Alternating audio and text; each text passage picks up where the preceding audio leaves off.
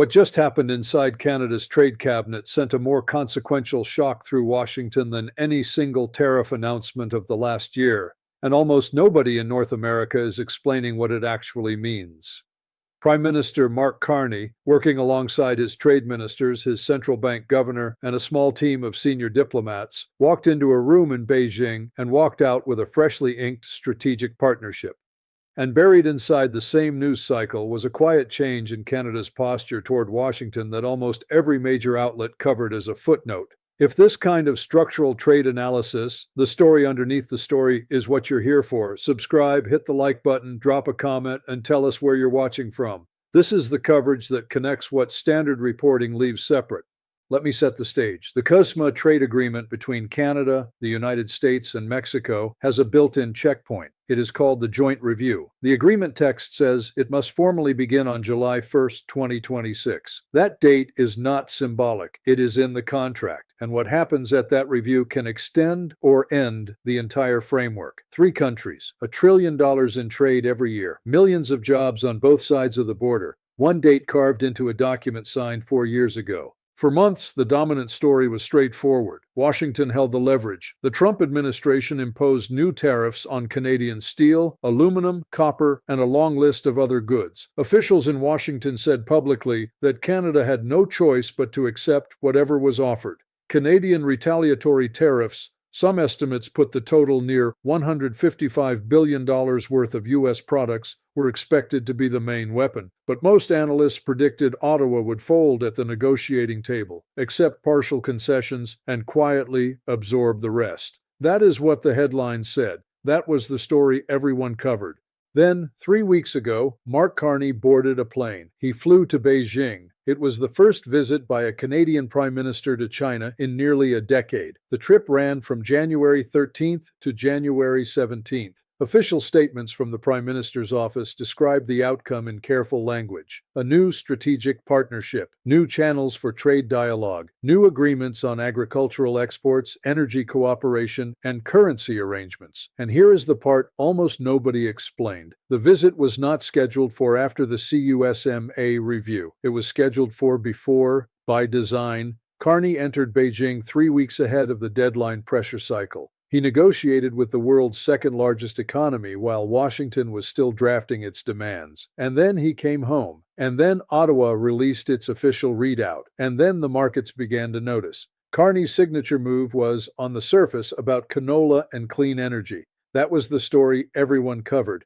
But the real story was the timing. Let's walk through what actually happened on the ground and what changed piece by piece. Because the visible story was a tariff fight. The hidden story was something else. First, the agreement itself. CUSMA is the updated name in Canada for what the United States still mostly calls USMCA. It replaced the older NAFTA framework. It came into force in July of 2020. It is scheduled for a 6-year review. The agreement text says, the joint review begins on July 1st, 2026. That is locked. The 3 governments are supposed to sit down and decide whether the framework continues, gets changed, or ends. That is the foundation. Now layer on the disruptions. Throughout 2025 and into 2026, Washington imposed new tariffs on Canadian goods. Some were tied to national security concerns under Section 232. Some were sector-specific. Aluminum, steel, copper. Some were wider. The Canadian Federation of Independent Business documented a 10% tariff on goods that do not comply with CUSMA rules. That took effect February 24th of 2026. Then the section-specific tariffs on metals hit on June 8th, 2026. These were not negotiating tactics. They were announcements. They were already in force. Canada's response was sharp. Ottawa imposed counter tariffs on a long list of American products. Aggregated estimates across multiple reporting outlets put the total near $155 billion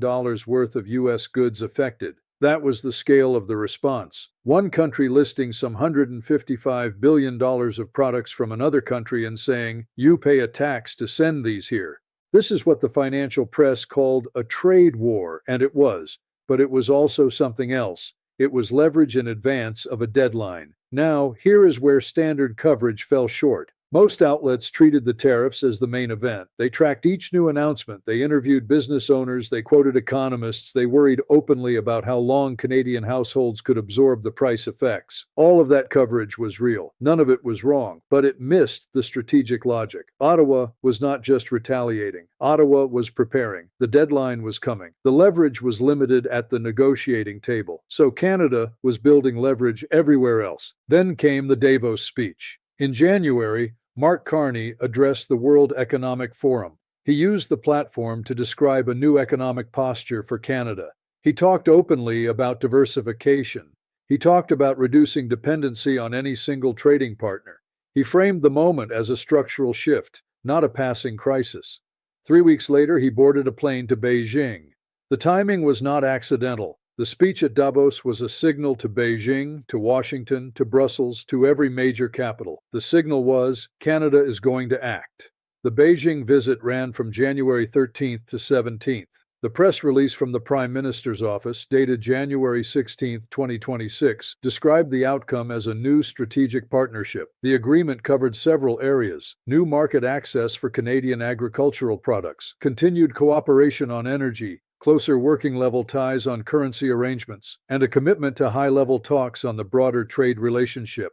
The Canadian delegation included the Prime Minister, senior ministers, and trade officials. Beijing's side included President Xi Jinping and a long list of senior counterparts. The agenda was wide. The symbolism was louder. For the first time in nearly a decade, a Canadian Prime Minister sat across from the Chinese leadership and said, on the record, that the two countries were entering a new chapter. That, by itself, was news. But here is the part nobody covered in detail. The visit happened before the CUSMA review, not after, before. That sequencing mattered. If the visit had happened after July 1st, it would have read as a reaction. It would have looked like Canada bending under pressure and reaching for any alternative. Instead, it happened first. It happened while the review was still 3 months away. It happened while Washington was still sending mixed signals. It happened while the financial press was still writing about the $155 billion retaliation and calling it a defensive move.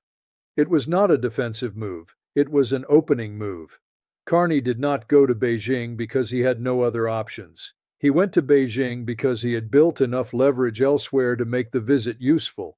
The Davos speech was the announcement. The Beijing trip was the action. The new partnership was the output. That is what actually happened, and almost everyone covered it as a trade diversification story. That was the visible story. The real story was timing, sequencing, and signal. But that's not the real story. Here's what actually happened. If you stayed with this, here's where it gets interesting. Now, let me show you what the surface story hides. Because the tariff headlines and the Beijing photo op together look like a simple story. Tariffs here, partnership there, two separate news items. They are not separate, they are the same story. Here's what nobody noticed.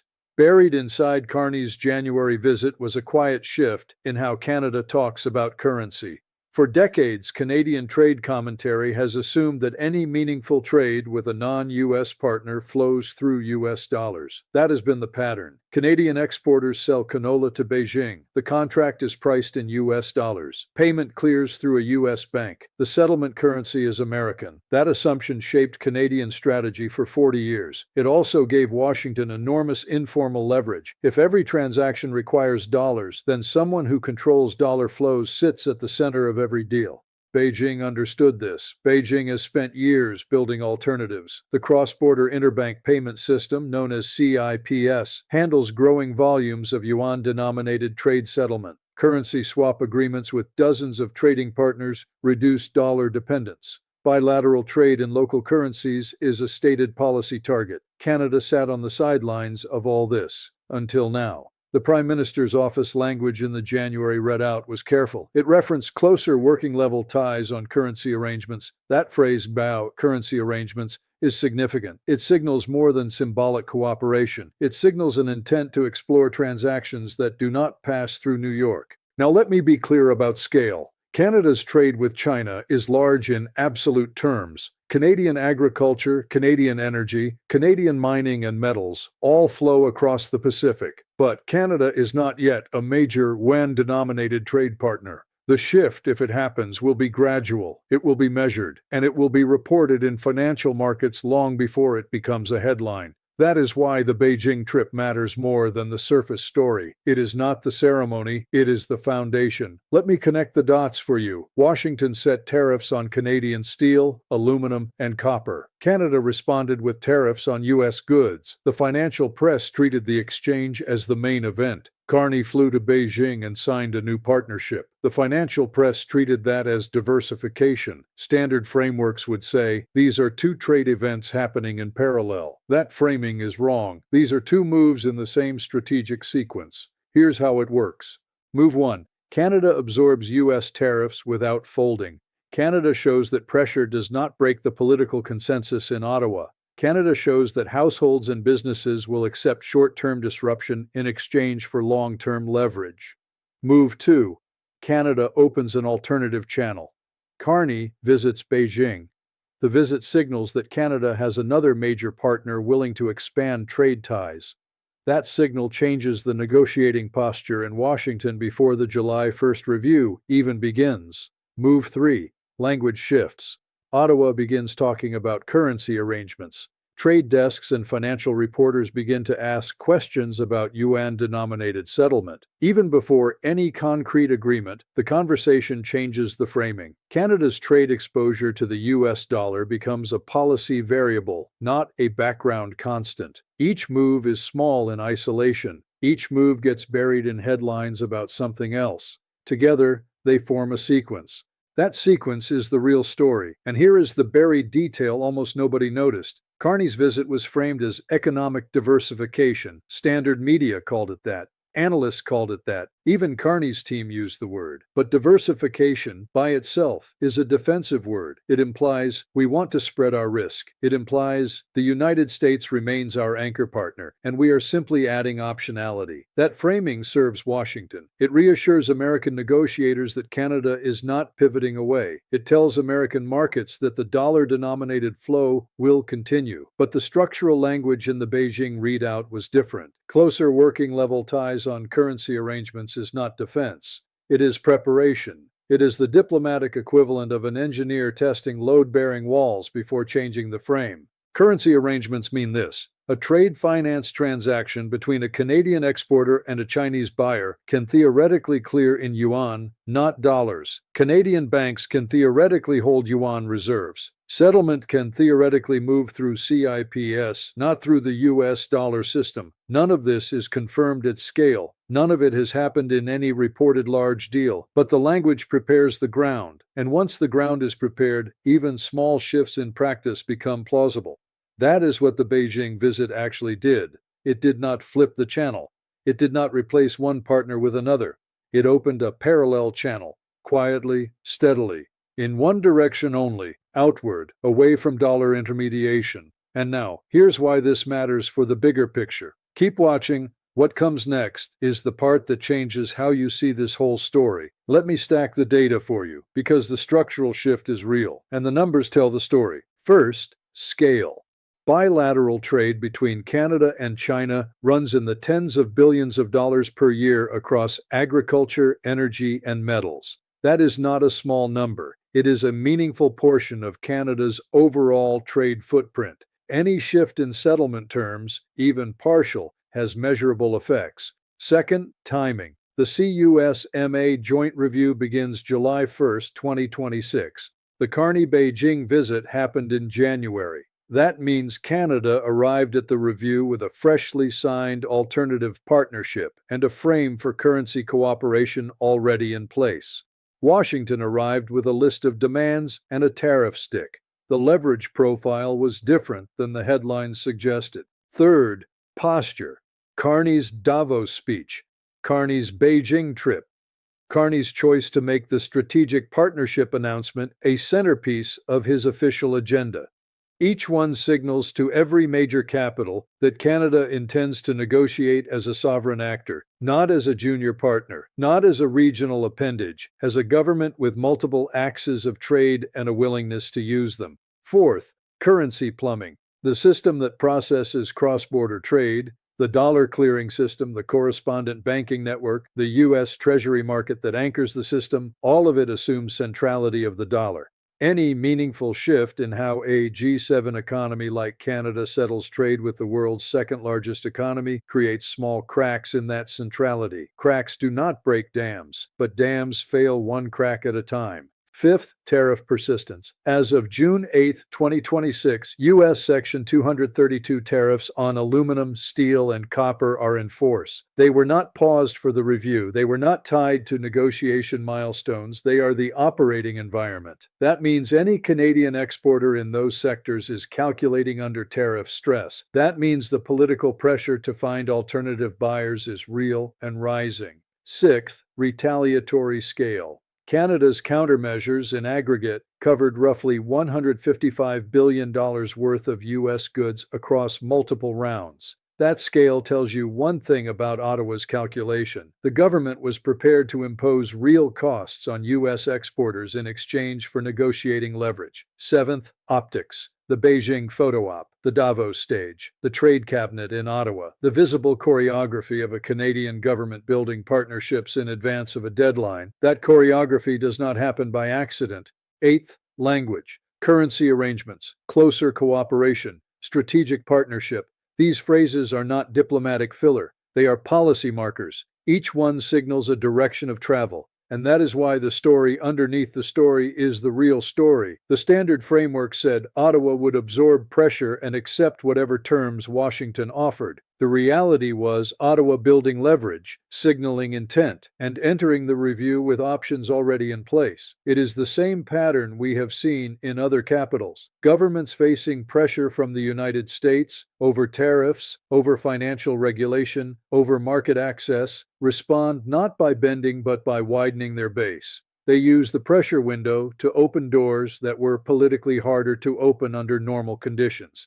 Beijing did this for years. Brussels did this through the EU. Now Ottawa is doing it through Beijing. The door is still open, but it only opens one way now, out. Let me close with one image. Standard coverage saw a tariff exchange and a diplomatic visit, two news items. They treated them as separate events in different regions of the world. What they missed is that Carney did not fly to Beijing because he had to. He flew to Beijing because he understood something structural. The leverage a small economy has against a much larger one does not come from retaliation alone. It comes from credibility. It comes from showing the larger partner that you have another major partner ready to deepen ties on a different timeline.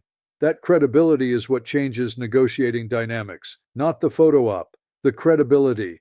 Carney spent months building it. He used Davos. He used Beijing. He used tariff retaliation to demonstrate resolve. He used the partnership announcement to demonstrate reach. And then he arrived at the CUSMA review with leverage Washington did not expect. The deadline was set as a trap. Carney turned it into a doorway. If you stayed with this analysis to the end, you understand why this story matters in ways that standard coverage hasn't captured.